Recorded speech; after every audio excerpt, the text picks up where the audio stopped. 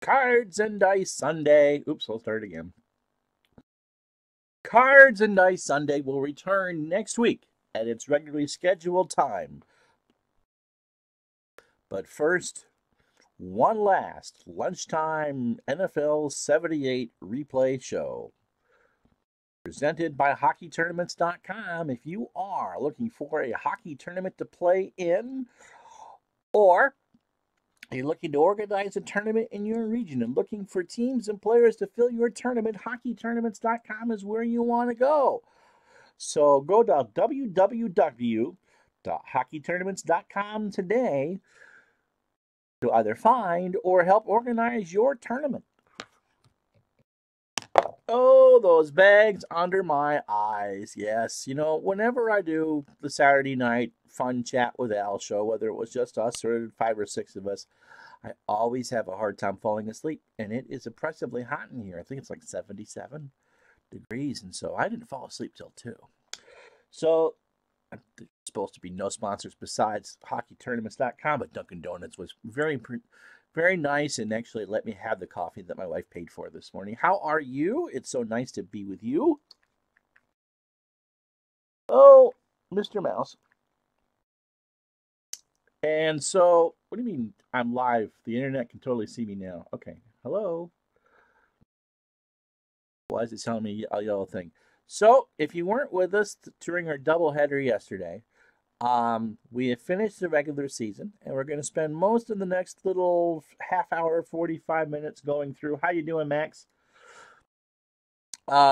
The regular season and what happened and what we're about to do, and you can see some leaders and all that as soon as I get off camera.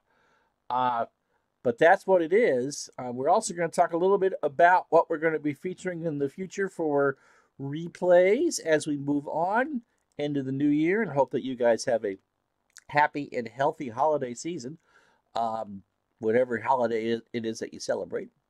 And we're going to talk a little bit more about the baseball replay that's going to start the week of January 16th. I'm trying to shoot for opening day, however, the week before, because we have to get in 28 weeks of baseball, regardless of which, before we hit football season again. But that's what we got pretty much going on. So if I'm rambling, let's get right to the football, shall we? Okay, I hope that hit. I'm doing fine, Max. Hope you are too. Okay. So it's showing football on the screen now, which is what it's supposed to do because the YouTube page is just showing a spinning circle. So here you go. Here you have it, guys. Here is the final standings in both leagues, or both conferences. We have Dallas, Chicago, and Los Angeles as your division winners. Washington and the Giants are your wild cards in the NFC. The Giants survived. Well, they're one of 3 teams at 8-8, but they have a better conference record in St. Louis and Philadelphia. And if you were with us for our replays, you know that, we played 4 games to determine the NFC's second wild card. We did 6 games last week in a replay, including 2 on Saturday. All of them were winning in games. And the team that needed to win to get in lost 5 of the 6. I'm absolutely stunned by that, considering I play both offenses. In the AFC, New England has the best record in the conference, with Pittsburgh and Denver winning their respective divisions. I believe that's a clean sweep of what happened in real life. Cleveland and Kansas City are the wild cards. Kansas City backed in thanks to Miami just blowing chunks against New England. So the games next week, we head into the replay. It's New York and Washington on Christmas night, and Kansas City at Cleveland on the 27th at noon. And so what we'll do for the first 2 weeks of the playoffs, the wild card and the division, is we will do, well, for the division week, we'll do 2 lunchtime games and 2 primetime games. And so the last scheduled lunch game will be Wednesday the 2nd at noon, and it will be the NFC B game. So it'll be the AFC B game. So it'll be Denver and Pittsburgh at Pittsburgh. So all right, so that's the future. and we're going to talk a little bit about baseball coming up and what else you want to see on the channel. And Max is my hero from Friday night. Stayed with me while I was setting that up, doing the live stream. Max, that was the longest watch show that anyone's ever watched for me. That got over 2,200 minutes of video streaming. So thanks for being a part of that, bud. All right, how you doing, Fandomatic? Max is left. How you doing, Fandomatic? So let's take a closer look at the 10 teams who have made the playoffs. Starting with the Chicago Bears, who have won the NFC Central. They are the 3 seed, as you can see. They won the division. And how did they do it? Well, oh, you are both here. Yeah, thanks a bunch. All right, so we're going to go through the 10 teams that made the playoffs, and we'll start with the Chicago Bears. How did they win the NFC Central? Well, the NFC Central was pretty much mediocre. You can see on the left there that the Packers were 7-8-1, and the Lions and Vikings finished 7-9. But really, the Bears depended so much on Walter Payton. 1,395 yards on the ground and 641 yards in the air. That's a lot. My eyeball math tells me that's 2,000 all-purpose yards. And Bob Avellini actually ended up with a pretty good year. 61%. A lot of short little dinks and dunks. 13 touchdowns to 12 interceptions. Gary Fensick with 6 picks. Alan Page, who always looks weird in a Bear uniform, at 8 sacks. And Doug Buffon with 102 tackles. They had the bye week so that those injuries aren't there. So Chicago, in this replay, repeated as division champions from 77. I believe Minnesota had it in real life, but there was only a 2-game difference. If the Redskins can keep Walter Payton in check, actually, I have to take that back. If the Rams can keep Walter Payton in check, they have a very good chance. The game's also in Los Angeles. But congratulations to the Bears. I thought they had checked themselves out of it, but in the end, they won by a game and a half. And only allowed 271 points. That is the third best defense in the NFC. Good for the Bears. Next up, we take a look at one of the surprise teams in the AFC, the Cleveland Browns, who finished 12-4. Almost won the division. They finished a half game out. They played in a game that we replayed, the Pittsburgh-Cleveland game at Cleveland, where Robin Cole had 2 defensive touchdowns, and that pretty much sealed Cleveland's fate. But they hung on for a wild card. In fact, they got it pretty easily. I believe they were 8-8 in real life, and they finished 12-4. And a lot of that was Greg Pruitt, 244 carries, 1,404 yards, 7 touchdowns. Mike Pruitt had 8.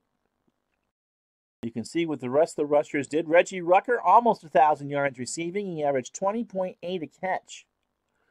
I don't know what the real-life numbers are. I mean, I looked them up, but that's pretty close to what they are. And, of course, Brian Sipe, I don't think ever got the credit for being, in real life, of just how good of a quarterback he was.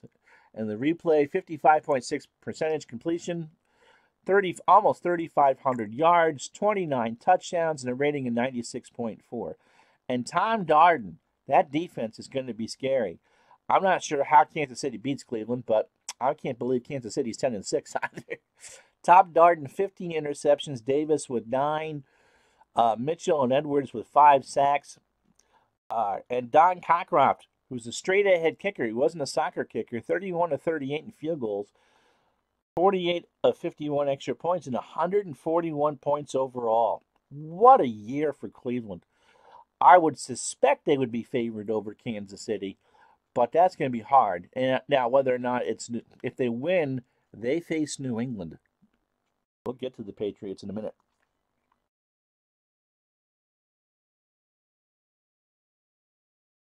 We go back to the NFC and the NFC East champions, number 1 seed overall.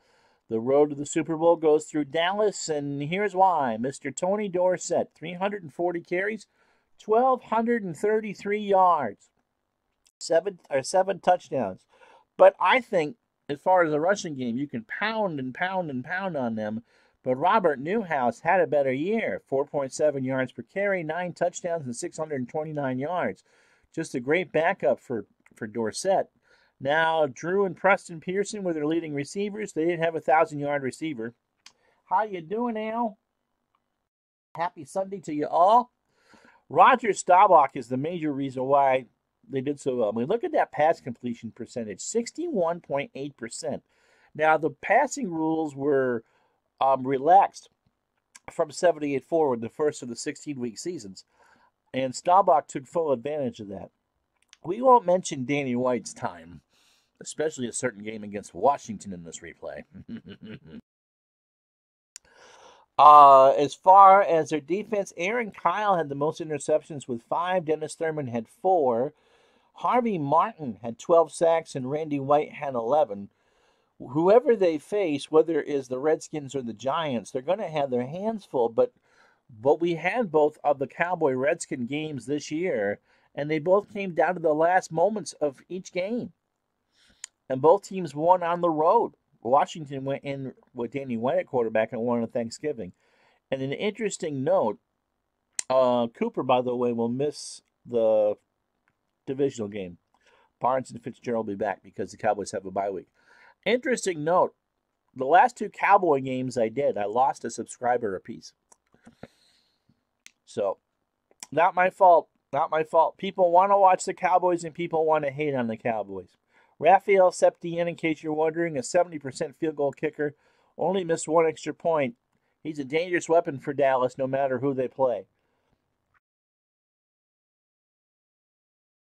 Going back to the AFC now, the West champion Denver Broncos. And again, this team is a ground it, pound it team. Apparently, Canada and Lytle only had carries in games I did. But they have 6 capable running backs. They're not going to be 1,000-yard rushers. In fact, Keyworth had 803 yards and 187 carries. All right. Hope you have a good time at your sister's, Al. Riley Odoms is their best receiver. The tight end, 62 catches for 796 yards. And Craig Morton had a great year, coming off their Super Bowl year the year before when they got pounded by Dallas. He threw 15 touchdowns to 7 interceptions. Norrell Weiss came in and did reasonably well when, the rating isn't great, but almost 300 yards and 48 pass attempts when Morton was hurt. Morton's healthy. Everyone's healthy for Denver except for Egloff. They are going to have their hands full in Pittsburgh against the Steelers. I think their key player is Rick Upchurch. A good kickoff returner. He had 6 for 155. He's a great punt returner. He returned one back for a touchdown and 10 catches for 124 yards. Tom Jackson and Thompson had 7 interceptions. Lyle Alzado had 8 sacks, but Randy Granishire is my vote for the Defender of the Year, maybe with Al Baker in the NFC from the Lions. Granishire, look at that tackle number, 158. 158. If Denver gets into a kicking contest, Jim Turner will lose. He only hit half his field goals. He did hit both of his extra points.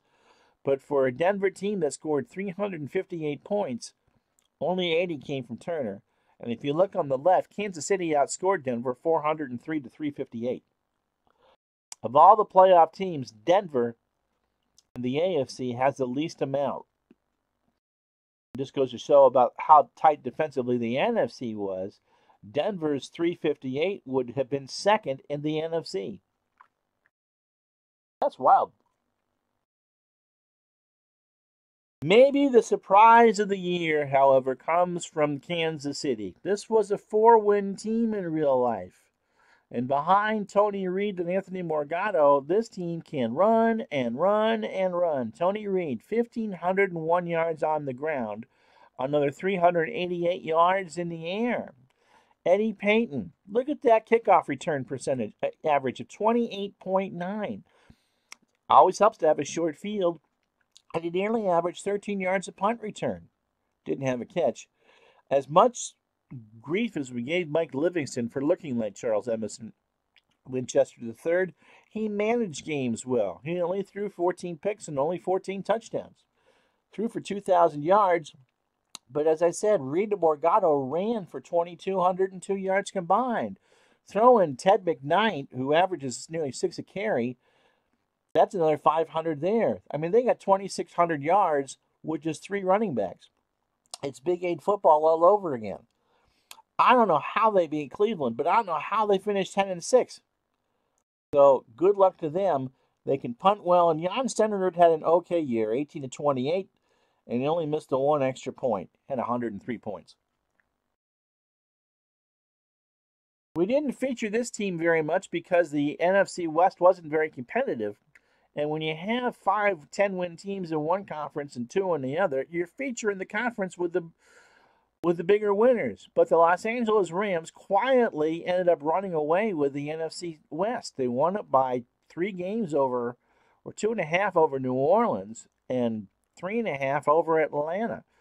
I don't know how they're going to do in the playoffs. They're lucky they had the Bears in the first round.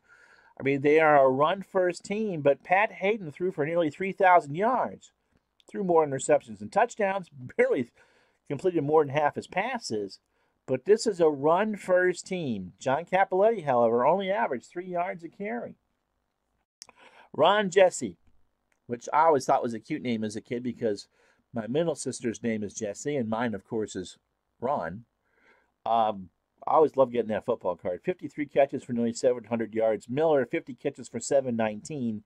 And Cappelletti, the workhorse out of the backfield, 36 catches for 438.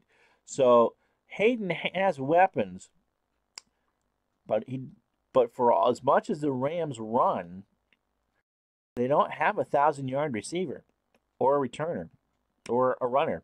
So we will see. Latin was pretty good on the kickoff returns. And that one punt there by Hayden was a pooch punt that I did. Frank Corral, an okay kicker, hit 2/3, but he missed 3 extra points. But again, as one of the young bloods had 108 tackles and Hacksaw Reynolds 96 tackles. 9 sacks was the high, and Perry had 12 picks. So the Rams' defense is good, but their offense isn't. Their 324 points matches Chicago. But Dallas should score on them if they can get that far. I would think now that we've looked at Los Angeles and Chicago, actually, you know what? The Bears were better defensively than the Rams. I think the Rams beat Chicago in the divisional game just because it's in Los Angeles. And if we have, and I don't screw around with the weather during a game, but if we could have a repeat of the 77 divisional playoff and the muck and the mire against Minnesota, I'd be for that. All day long. Next, we go with the best team in the AFC. Al's still with us. The New England Patriots, 14-2. Best offense in football, 483 points. They only allowed 281. Only Pittsburgh and Denver did better in that department in the AFC. A whole bunch of teams did better than that in the NFC. Why? They have a 3-headed running monster, but look at all the injuries. That will come back to hurt because anything with a 2 or more by it, I mean, McCray is out for the divisional game. If they win against the AFC wildcard, Owen's gone for the championship game. And if somehow they get to Miami in the Super Bowl, Krakow, Adams, and Kostick are injured as well. Not going to reset injuries. How'd they do it? They were a better, more efficient version of Kansas City. Between Cunningham, Johnson, and Ivory, they ran for almost 3,000 yards, and Grogan ran for 530 yards. So that's 3,500 yards on the ground them. If they can run effectively in the playoffs and colder weather football, especially New England, I like New England's chances. I don't want to jinx them. We played them a couple times down the stretch, but in the last 2 times we played them, they went into Dallas and beat Roger Staubach, and then last night they went to the Orange Bowl and beat the snot out of Miami. I mean, this New England team's legit. Plus, virtual cards and dice or virtual bits and bytes don't care about what Will McDonough writes about in the Boston Globe, who the hell's the head coach, yada, yada, yada. It's based on the stats, and New England is right there. Now, Grogan, he probably is going to be one of the last playoff quarterbacks to have a completion percentage of under 50%. But he threw 19 touchdown passes to only 4 interceptions, and he's mobile. Russ Francis, 55 catches for 964. Again, they're not a pass-first team, but they're very effective. Mike Haynes, 8 interceptions. McGee, 8 sacks. Hunt, 106 tackles. And Posey, 101 points. He might have missed 6 extra points, but he was 70. He hit 51-yarder for his long of the year. I like New England's chances. We'll get to Pitt in a second. But yeah, I think Pittsburgh's defense is superior, but they got to play Denver, and Denver's defense is incredible. There'll be some heads knocked there. Now, if you had asked me on Tuesday morning whether I thought in a postseason review show of playoff teams that the New York Giants would be featured, I'd have been asking to see what you were smoking, because the Giants came into the week as the 4th choice. Remember, if Philadelphia won, they were in. And then if Green Bay had won, they were in. And then if the Lions could have just beaten San Francisco, they were in. Nope. The dance is over, and it is now New York. But they have no Danny Kotar. That 1-0 means that he misses the wild card game. We're not even going to project if they beat Washington. So it's Hammond and Taylor are your primary running backs. But Danny Kotar came close to running for 1,000 yards. 888. And a happy good Chinese New Year to you, too. Throwing, they do it when they need to. Pisarcik threw it over 400 times and was a 3,000-yard quarterback, which was a big deal in 1978. He threw 40 interceptions. I don't think the Giants have much of a chance against Washington, but they beat Philadelphia in overtime. Their defense is all right. Harry Carson had 131 tackles, and Joe Danello is a good kicker. Yeah, and as Al says, as Brad says, there's a lot of interesting storylines here. We'll get to Pittsburgh in a minute, bud. But yeah, you just never know. I mean, for me, now that I'm a Giants fan, I wasn't at this age. The Giants making the playoffs, in retrospect, would have been one of the worst things that could have happened to this franchise. They needed to bottom out. They needed that miracle at the Meadowlands to go against them, because, true story, here's your Uncle Ron story of the day. Pete Rozelle called Wellington Mara after that and said, listen, you are the flagship franchise of the National Football League. You're the New York Giants. You cannot conduct your business this way again. And so after the season, the Giants cleaned house. They hired George Young as their general manager, who drafted Phil Simms. We'll forgive that sin. Hired somebody by the name of Bill Parcells to run their defense, and then a couple years later drafted somebody by the name of Lawrence Taylor to quarterback the defense, and the rest is history.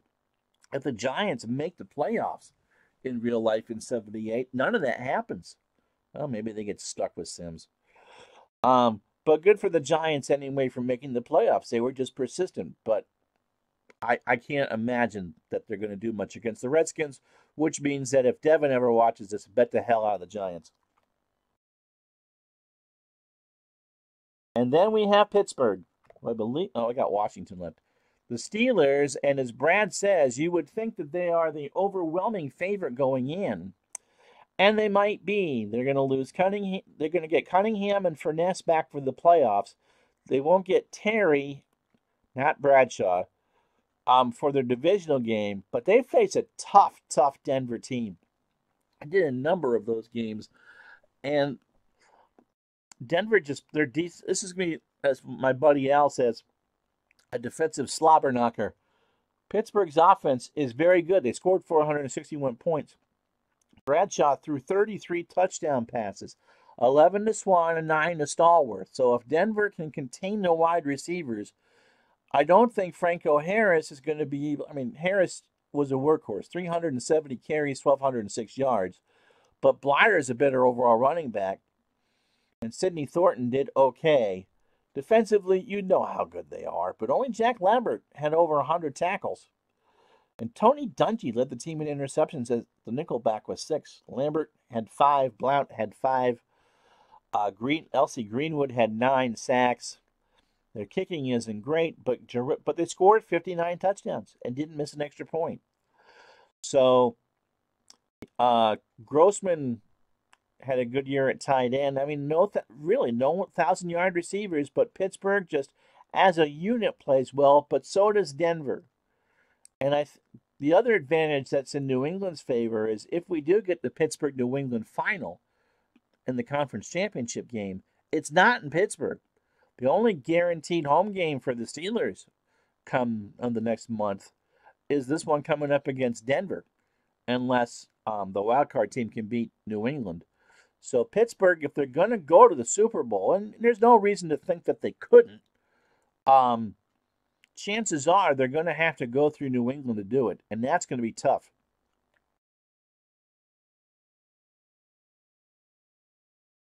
All right, the last team is Washington, and they pretty much had this wild card clinched with a month to go. And again, no thanks to Joe Theismann, he threw more interceptions than touchdowns and threw under 50% completion percentage. But Riggins and Thomas, however, Thomas is hurt. He won't play this week. And if the Redskins do advance to meet the Cowboys, he's not playing for that either. So it's Riggins, Claude Harmon are your two running backs. So can John Riggins single? I'm not worried about the Redskins against the Giants, famous last words. But if the Redskins are going to pull the upset against Dallas, they need Riggins to do it. As far as receivers, again, Thomas is their leading receiver, and he's gone. Their wide receivers aren't great. They do have Gene Puget back.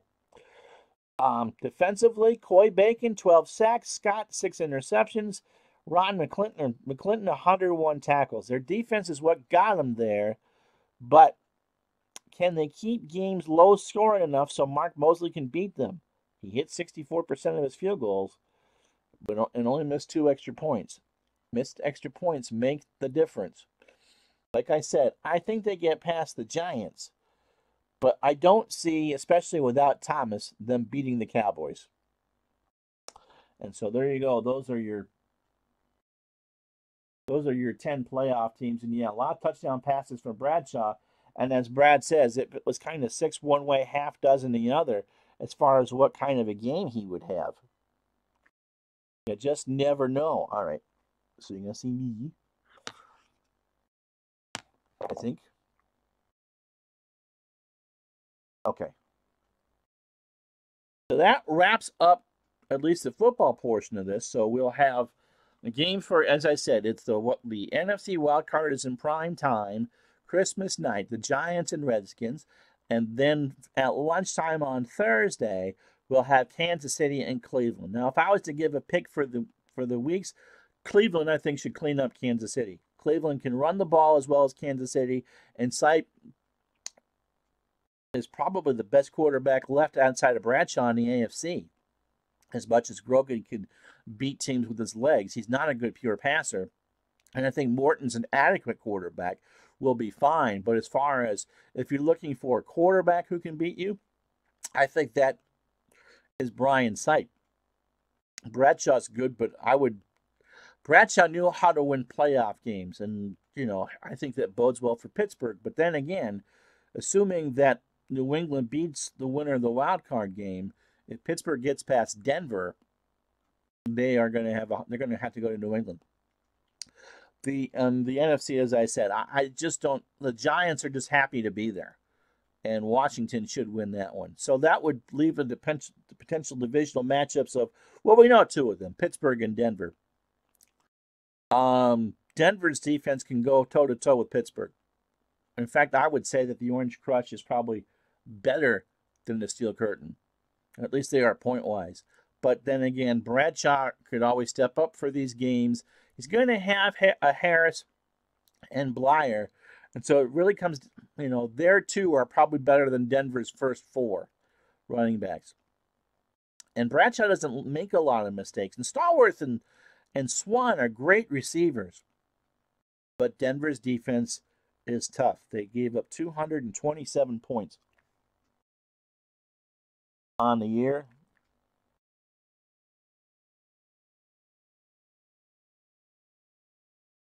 I will, just in case you want to see this, here's how they did it on offense and defense. And look, at Denver only gave up 100 yards a game on the ground, 145 in the air, 246.1 yards per game, and only 14.2 points. And as good as Pittsburgh is, and that's pretty, look at Pittsburgh's numbers against the run 109 and the air 158. So a total of 267. Denver was that much better. And look at Dallas. 100.2 on the ground, 138.8 in the air for 239 yards and 14 points. And how did New England go 14-2? Well, look, they ran at 225 yards a game. Even Kansas City only ran at 190. They didn't need Grogan, and they ran so the 386 yards a game offense is incredible.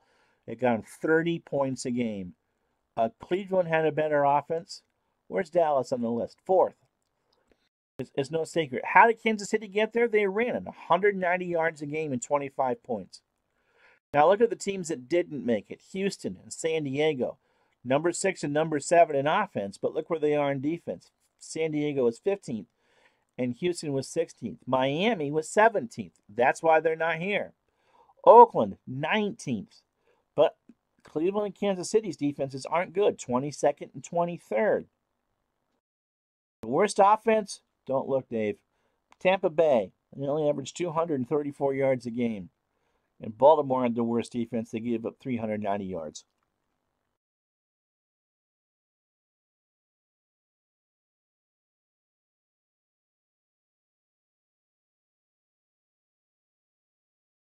And there's the defensive numbers. If you're looking for that, Darden with 15 picks, Baker with 19 sacks for Detroit, and Granishire with 158 tackles. You'll see them all one more time in the Pro Bowl. We'll talk a little bit more about that later on. Not today. If you're wondering about opponent completion percentage, I didn't realize I tracked this. Mel Blount only allowed 33% of throws against him, and Foley for Denver 38. So those, and Thomas for Los Angeles 38.7.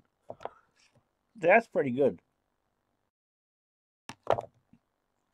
So, as we said, there's lots of good storylines there. I think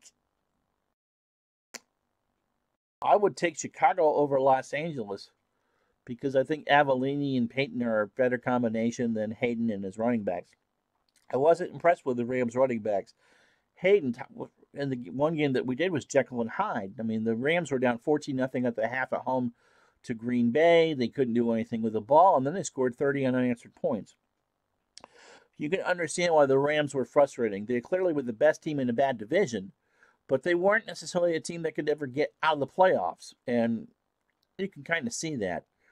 So I'm going to pick, so my Final Four in each conference will be Washington versus Dallas, or my Final Four overall. I think Dallas is the best team in the NFC. I think they beat Washington in the divisional playoff, but I will pick Dallas and Chicago in the conference championship, with Dallas going to the Super Bowl. And I really think that New England can beat Denver. I think Denver beats Pittsburgh. As good as Bradshaw is, I just see things. That Denver defense is incredible. And I think the one advantage that Pittsburgh had over most teams, especially in their division, was just how good their defense is. But we played a number of Denver games with that Orange Crush, and they'll smother you. I mean, that one game against Kansas City, the infamous walk-off safety by Tom Jackson, the Chiefs had put 200 yards on that defense on the ground. And on the big play, Denver did it. And in fact, the last week of the season, we didn't do this game because we had so many of the winning in games. Denver ran the table at home. In fact, they beat Pittsburgh to clinch the division. So yeah, I'm going to go Dallas and New England in the Super Bowl. I think New England gets past Denver, and New England gets past Cleveland. Cleveland and Denver to win. Pittsburgh and Denver, I think, is going to be an all-time classic, but I think Denver wins in the end. So those are my picks. Dallas and New England. I really do think that the number one seeds in each conference are the best two teams in each conference. And so that's who I think gets to Miami. So when we have a giant Kansas City Super Bowl, you can shoot me later. Yeah, the run sweep for the safety. One of those moments I'm never going to let down.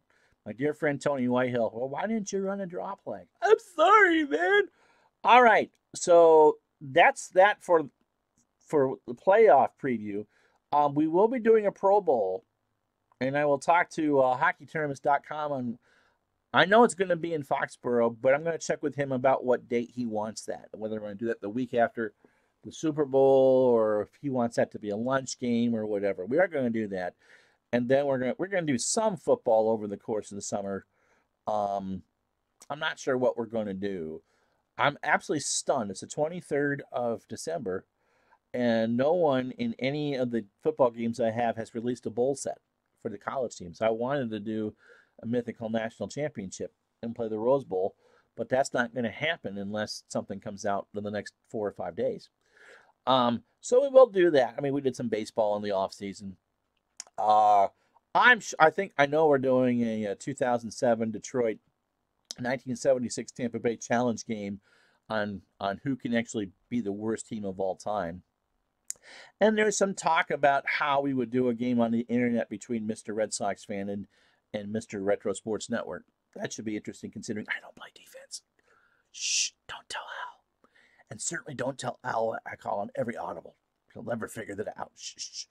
So the football isn't done, but it was going to go on the back burner. Now, we're going to do a baseball replay, and as I said, I think we're going to start that the second week of January after after conference championship week. And so you guys are going to decide the season. And so right now the poll is going to be 76, 82, 85, and 88. So if there's a season you want to see played, put it in the chat here. Beatles Eternally, just popping in to wish you all a blessed Christmas. Same to you, Beatles. If you're not following Beatles' channel, he is a big baseball fan, a big fan of the all-time great teams, and along with Clinton Parks, loves the dead ball. And so his channel features a lot of that. And so if you like that sort of thing and are a big OOTP fan and Action PC Baseball, Beatles Eternally is where you go. And he's moving stateside. That could be interesting. We coach together? Yeah. That'd probably be easier because I've never done any of these games over the internet. I mean, there's settings for it. But that. So, yeah. So, Merry Christmas, Beatles. All right. So, I want your suggestions for, there's going to be 7 or 8 options.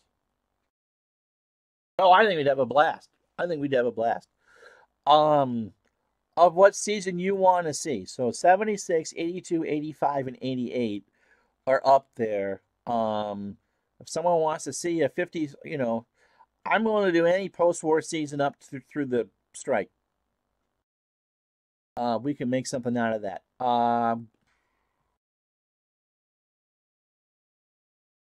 Yeah, how easy was it, Brad, to do an internet game? I'll let you answer that. Oh, my pleasure. Merry Christmas to you too, Beatles, and look forward to you being on this side of the pond in the new year. Um, Here's how I think it's going to work. We're going to try some double headers at lunch. I mean, we took an hour and a half, an hour 40 to play a football game. And so I want to give you that experience at least once a week. So it'd be the same Tuesdays and Thursdays, and we'll do some primetime games in there as well. But I'm thinking one midweek game, ALNL, and then one Saturday game, ALNL. And we'll see. So there'd be anywhere between 50 and 100 games, and we can fit in a full season between now and football season. It's great. Used a different method 10 years ago. Okay. I've done second and 10 on the internet and hated it because you get into a leagues and people get behind and they quit. And the games take forever. But yeah, okay. I'm looking forward to that. So that's what we got. So we got some baseball coming up. So again, put in your suggestions for seasons. Like I said, already suggested 76, which was great if you're a Reds fan, but there weren't very good divisional races. But a lot of good players that we knew were in their prime. And, boasted one of the greatest league championship series of all time, the Yankees and the Royals. 82, which I believe all 4 divisions came down to the last weekend. 85, which had some great races. Cardinals, Mets, I was 14. Yankees, Blue Jays, Royals and Angels, and the Dodgers, I think, won the rest rather easily. Al asked for 88.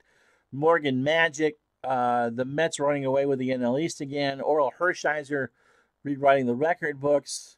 and the rise of the vitamin B12 shot in Oakland between Canseco and McGuire. So whatever you guys decide or want to nominate, you can make a case for any of them. I'm tempted to do 78. That's my favorite season, but I just did the football one. Also, we're going to have some golf for you. College basketball returns. We're still going to do that. That's going to be an ongoing process. I'd love to get some hockey restarted back up again. And, of course, Cards and Dice Sunday will return next week. Yeah, I think playing against friends in a chat would be an absolute blast. I do, too. So we'll figure that out. So as always, like I didn't get the chance to count how many games I did, but this was so much fun. And you guys are so good to hang out with during the games. And I know we're going to have fun during the baseball season, and everyone gets tense during the football playoffs. And so we'll have every second of postseason action starting Tuesday night, Christmas night at 8 o'clock from Washington as the Cinderella Giants face the Washington Redskins. And yes, I'll be coaching both offenses for that. So, once again, thank you very much. I might do something Christmas Eve just because not everyone is off to family. So I'm not sure what we'll do tomorrow, but we'll probably do something for that. Until then, I'm Ron Juckett. Thank you oh so much for being with us and with us all year. And Merry Christmas from Retro Sports Network. Oh, yeah. Oh, there'd be some banter during an L&I game. Absolutely. So until then, I'm Ron Juckett for Retro Sports Network. Season's greetings. Merry Christmas. Happy holidays. And I'll probably talk to you tomorrow night. Until then, have a good one.